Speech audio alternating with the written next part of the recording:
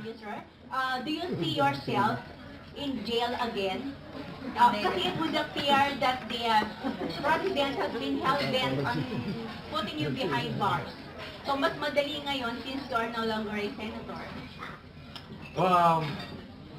Yung nega vibes nega... Ito na-recruit? Oo. Pero sa akin, ano yan? With this administration, if you're a member of the opposition, you should be prepared for anything and everything. Kapatayin ka, ikukulong ka, wawalang hiyain ka.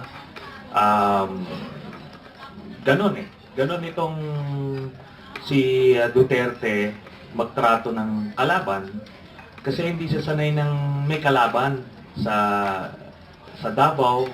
Tumiklop yung mga opposition doon, kaya ganon, sanay siya.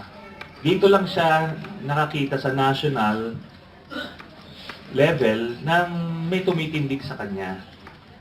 So, pero hindi ito madali, di ba? Sabi ko nga, mas madaling sumipsip eh. At pagkakitaan yung kakasipsipan na yon. Pero mali yun eh, di ba? Hindi yun dapat ginagawa. So, yan. And ito naman sa akin, since this is not the first time I went up against a powerful person, a president even, si GMA nga, kinakalaban ko siya, nakakulong na ako noon. So, hindi naman ito bago, hindi ito masarap o hinahanap ng katawan ko, pero,